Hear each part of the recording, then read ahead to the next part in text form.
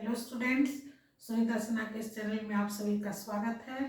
अगर मेरे चैनल में पहली बार आए हो तो चैनल को सब्सक्राइब कर लो, साथ में बेल आइकन दबा दो ताकि मेरा वीडियो अपलोड होते तुमको तुरंत मिल जाए। स्टूडेंट्स, इन दिनों हम व्यंजन संधि के नियम और विसर्ग संधि के नियम पढ़ा चुके हैं।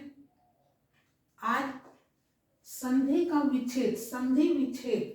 संधि का अर्थ तो समझ ही गए हो कि संधि का अर्थ होता है मेल, और संधि का विलोम शब्द हो गया विच्छेद। विच्छेद का मतलब होता है अलग करना। विच्छेद कीजिए यानी अलग कीजिए, संधि कीजिए यानी मेल कीजिए। संधि का अर्थ हो गया मेल और विच्छेद का अर्थ हो गया अलग। तो एग्जाम में संधि करने भी आता है और विच्छेद करने भी आ जाता है। उसी तरह से समास, समास का भी अर्थ होता है मेल और विग्रह।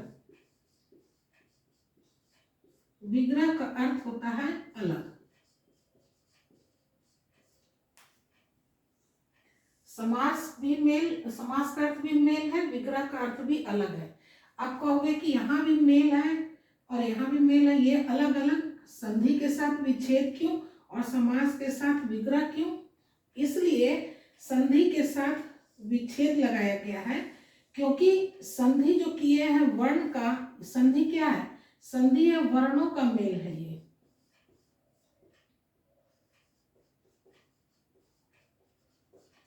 संधि और समास में क्या फर्क है?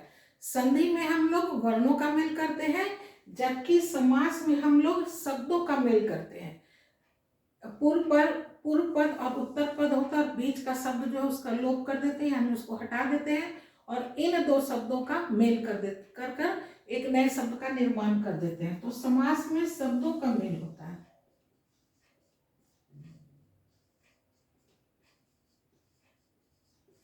संधि और समास में यही फर्क है। संधि में वर्णों का मेल करते हैं, समास में शब्दों का मेल करते हैं। संधि के साथ विच्छेद शब्द लगा रहता है। संधि कीजिए यानी वर्णों का मेल कर दीजिए, दो शब्दों का जो दो वर्ण है आपस में मिलता है उसको मिला दीजिए और नए वर्ण का, नए शब्द का निर्माण कीजिए।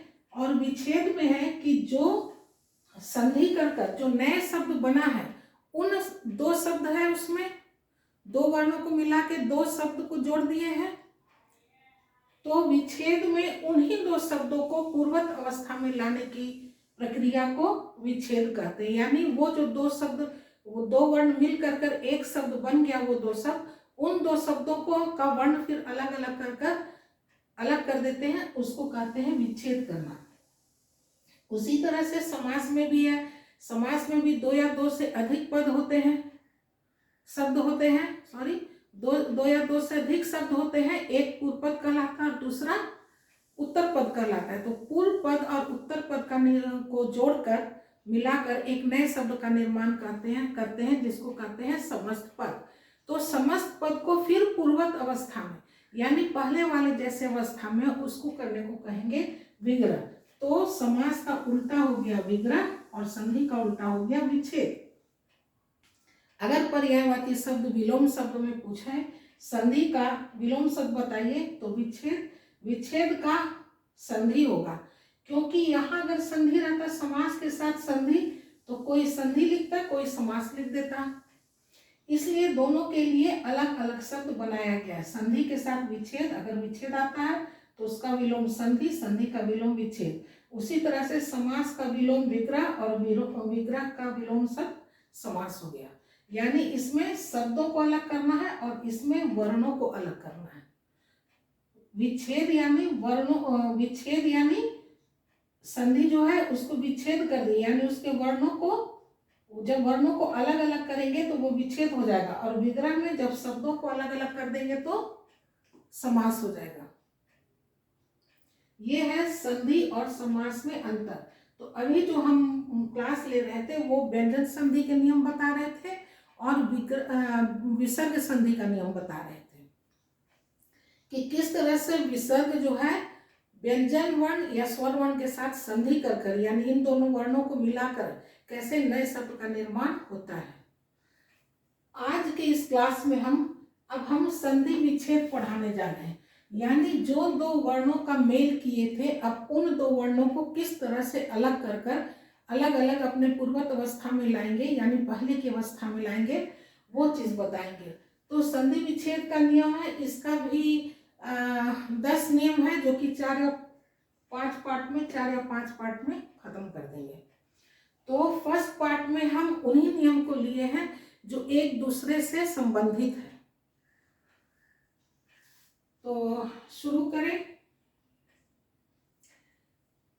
पहला है किसी भी वर्ग का अंतिम वर्ण अगर अंग, इय, टवर्गीना, न या म, किसी भी वर्ग का अंतिम वर्ण अगर न या म के साथ हो, यानी कहाँ बताते हैं, यानी देखो किसी भी वर्ग का अंतिम वर्ण न या म के साथ हो, चाहे तो अंगा या न हो या फिर अंगा या म हो।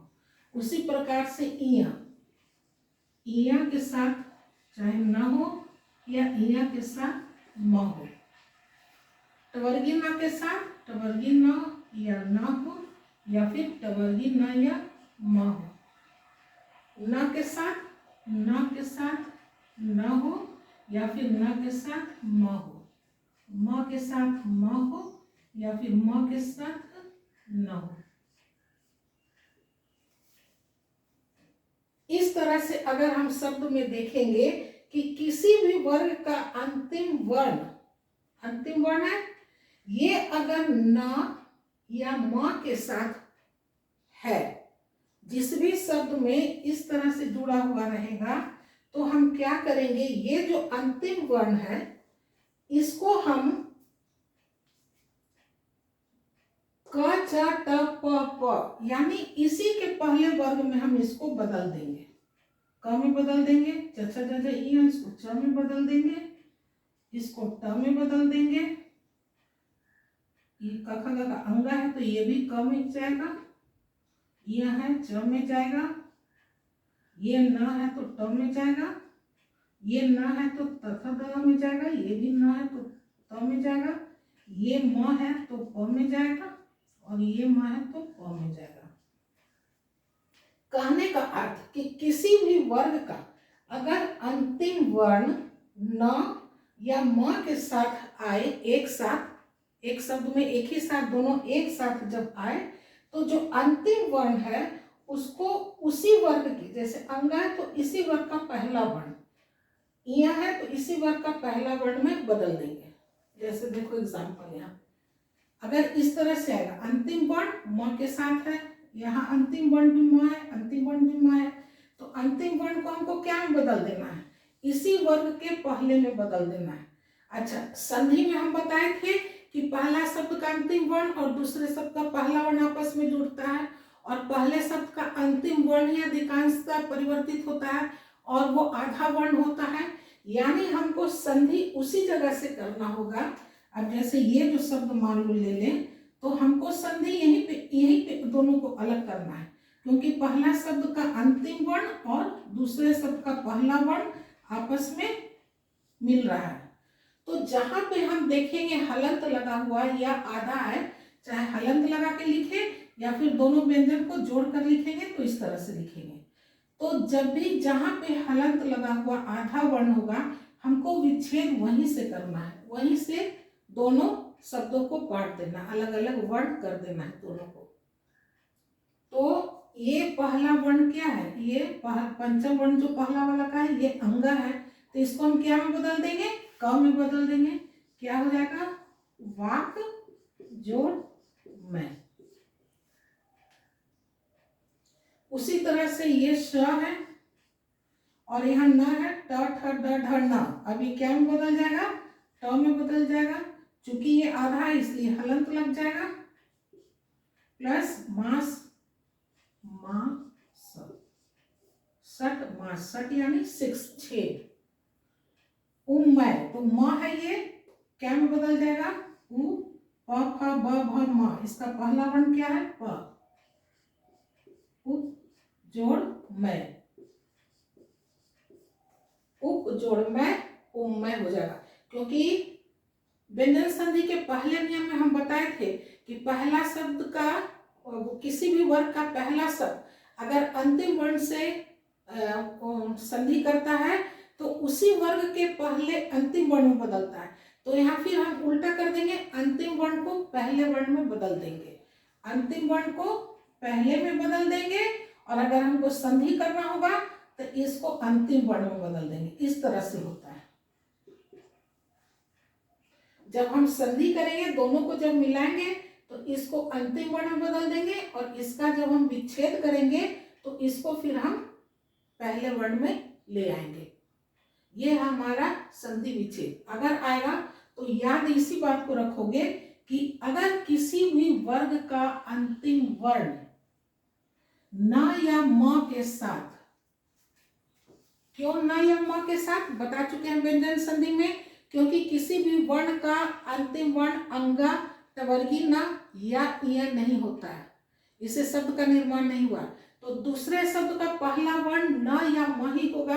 देखो, दूसरे शब्द का पहला वर्ण न या म ही रखा गया है, और जब दोनों मिलता है, पहला शब्द का अंतिम वर्ण और दूसरे शब्द का पहला वर्ण जब मिल गया तो इसको क्या करते हैं, अंगा को क में बदल देते हैं, और जब विच्छेद करेंगे तो फिर उसको वापस ले आएंगे क में।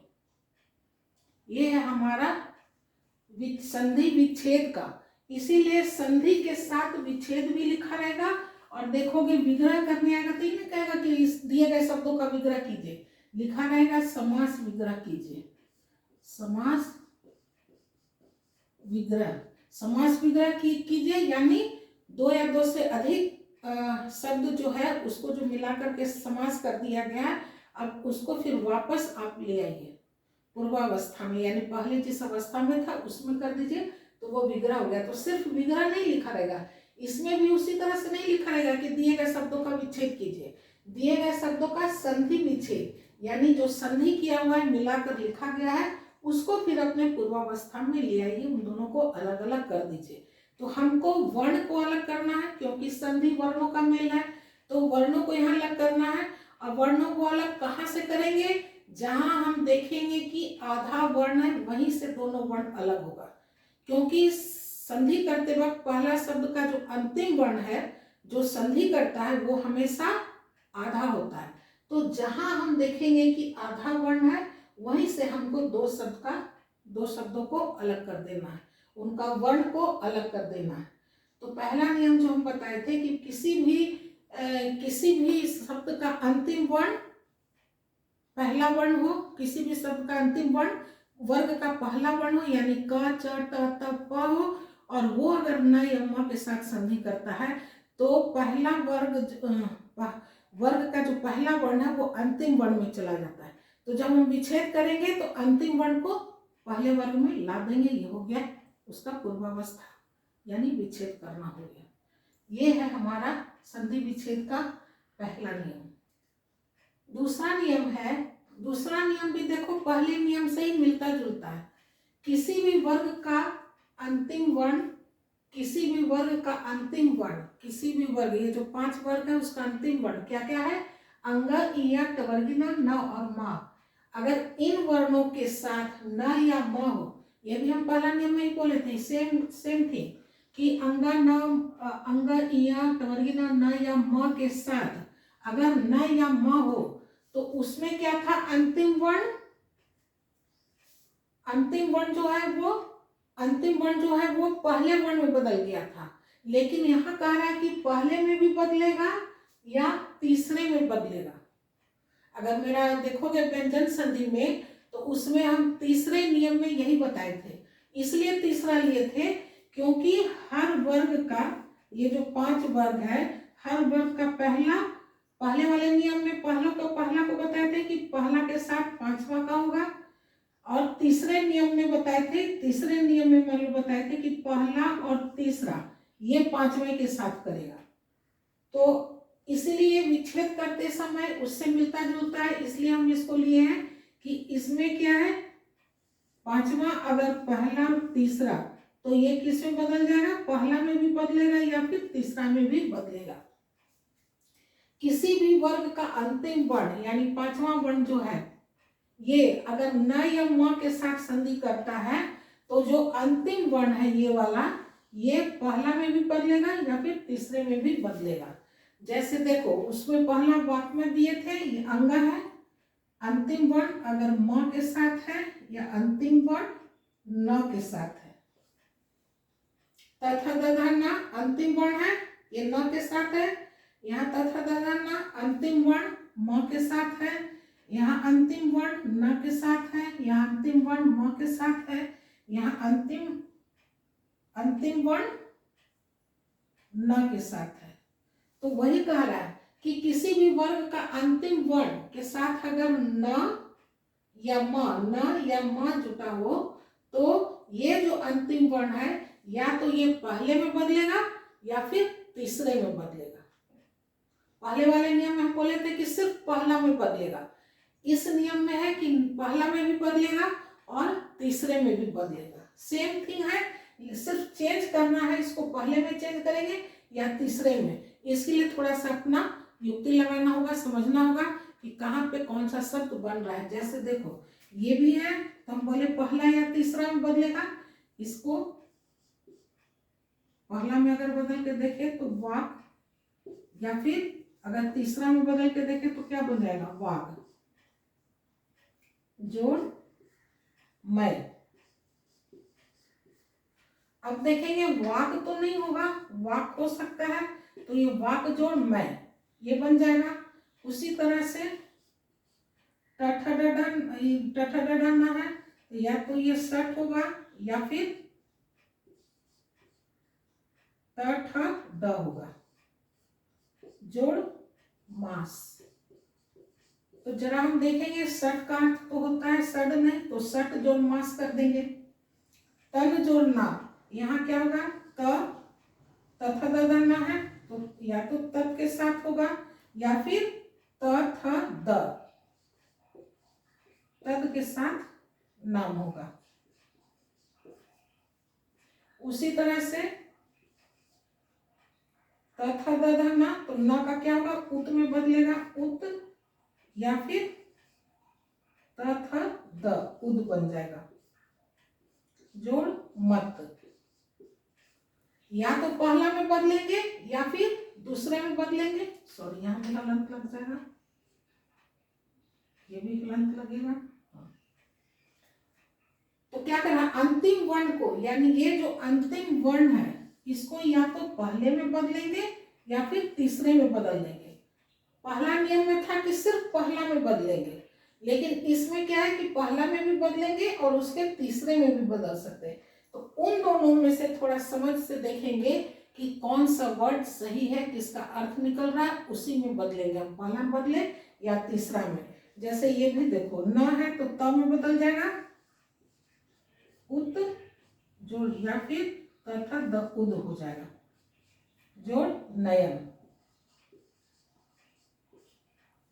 उसी तरह से जगन त बन जाएगा, ये जो आधार है ये क्या बनेगा, त में या फिर द में सॉरी, तो ये हो जाएगा जगत या फिर हो जाएगा, सॉरी यहाँ त है तो एक लाइन में त ही लिख दें, त या फिर जगत और नाथ।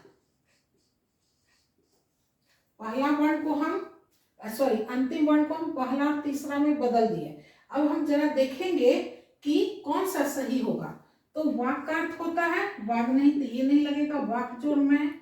सट का अर्थ होता है तो सट लेंगे, इसको नहीं लेंगे। तत् है तो तत् द के साथ हो जाएगा, ये नहीं तत् के साथ हो जाएगा, द नहीं होगा। उत जोड़ होगा, उद नहीं होता, उत हो जाएगा। यहाँ भी उत ही हो जाएगा। यहाँ जगत है जगत, तो जगत नहीं होगा, जगत ही होगा। तो इस तरह से हम देखेंगे कि पहला यहाँ पे तद होगा, तद, यहाँ ये नहीं होगा, ये होगा, तीसरे में बदल जाएगा। तो थोड़ा सा ध्यान देना होगा कि हमको पहला या तीसरा में बदलना है, उस तरह से बदल देंगे और विच्छेद कर देंगे। तो ये हमारा हो गया दूसरा नियम। तीसरे नियम में है कि शब्द के किसी भी स्थान पर पूर्ण वर्ण हो, यानी शब्द में ये निश्चित नहीं है कि यहीं पर होगा, शब्द में कहीं भी अगर टवर्गी न देखेंगे, पूर्ण टवर्गी न, इसलिए हम यहाँ देखो लिखे हैं पूर्ण, क्योंकि पहला नियम में क्या था, जब हम पंचम वर्ण में बदल रहे थे, पहला वर्ण को पंचम वर्ण में बदल रहे थे, तब वो आधा न में था, आधा न ऐसे लिखे या फिर ऐसे लिखे, लेकिन यहाँ आधा वर्ण था, ये पूर्ण वर्ण है, इसलिए हम पूर्ण वर्ण लिख दिए कि शब्द में कहीं भी किसी भी स्थान पे, ये इसका स्थान फिक्स नहीं है, कहीं भी किसी भी स्थान पर होगा, शुरू में होगा, मध्य में होगा, अंत में होगा, कहीं भी हो ये टवर्गी ना, ये क्या है, इस टवर्गी न को क्या में बदल देना है, न में बदल देना है। लेकिन साथ ही यह भी ध्यान देखना है कि टवर्गी न उसी शब्द में या तो र हो या फिर री हो या फिर टवर्गी ना हो, ये तालव्य हो, ये इन तीनों में से री, र या श किसी भी शब्द में पूर्ण टवर्गी ना हो और साथ में ये भी हो, कोई भी री, र या श हो, तो क्या करेंगे, टवर्गी ना को न में बदल देंगे। अब इसका क्या हो जाएगा, राम जोड़ अयम। उसी तरह से परी जोड़ नाम, परी जोड़ नाम, प्रमाण, तो क्या हो जाएगा, प्र जोड़ मान, ये न है, इसको टवर्गी ना, इसको न में बदल दिए। इस तरह से तीसरे नियम से हम संधि विच्छेद करेंगे। हम देखेंगे अगर किसी भी शब्द में टवर्गी ना, पूर्ण टवर्गी ना हो और उसके साथ साथ उसी शब्द में री, र या तालव्य हो, तो इस टवर्गी ना को दंत न में बदल देंगे, तथा द न में बदल देंगे और दोनों वर्ण को अलग कर देंगे। जैसे राम जो अयन, राम एक शब्द हो गया, परी शब्द हो गया, परी जोड़ नाम, प्र जोड़ मान, प्र शब्द है, प्र का मतलब होता है अधिक, प्रमाण, तो इस न को ये इस न में बदल देना है। आज के वीडियो में बस इतना ही। भाग 2 में हम चौथा और पांचवा दो नियम बताएंगे। अगर मेरा वीडियो समझ में आता हो, अच्छा लगता हो, तो वीडियो को लाइक कर दो, सब साथ में सब्सक्राइब भी कर दो। अगर सब्सक्राइब नहीं किए हो तो सब्सक्राइब भी कर दो, ताकि मेरा वीडियो अपलोड होते तुमको तुरंत मिल जाए। जब तक नेक्स्ट वीडियो में मिलते हैं, तब तक के लिए bye bye and take care.